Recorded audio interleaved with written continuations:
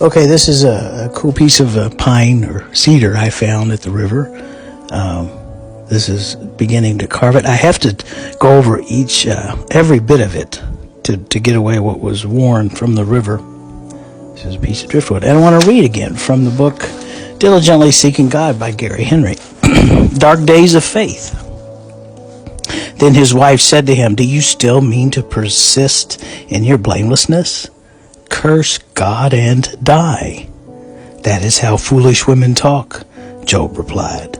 "If we take happiness from God's hand, must we not take sorrow too?" And in all this misfortune, Job uttered no sinful word. Job 2:9-10. Both reverence and gratitude must be maintained during the days of darkness. God is not any less there when life is hard than when it is easy. This is an objective fact, regardless of what our feelings may indicate. The challenge is to discipline our feelings when necessary and maintain our faith in the face of hardship and doubt.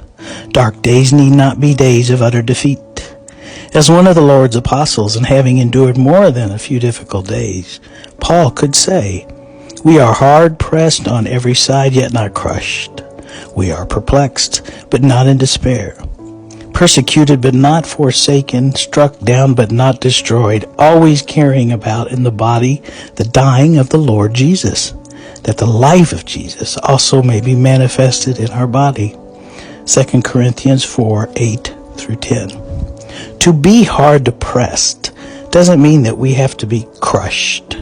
We may be perplexed, but not in despair. To the church in Smyrna, Christ sent this message: "Do not fear any of those things which you are about to suffer. Indeed, the devil is about to throw some of you into prison, that you may be tested, and you will have tribulation 10 days. Be faithful until death, and I will give you the crown of life." Revelation 2:10. We simply must not allow the onset of pain in our lives to demolish our faith. Is it not a finer and nobler thing to believe when it's difficult than when it's easy? After all, it doesn't take much character or integrity to believe when God's reality is radiantly shining and all the obvious blessings are flowing our way. Do not even the tax collectors do the same? But when the clouds roll in, that is when people of real faith continue to honor God and thank Him for His goodness. When it must meet some significant test, that is when trust means the most.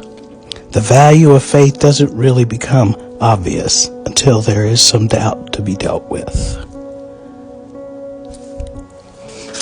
There's the finished cross, and there's the finish of that reading. God bless you guys. Don't worry about a thing.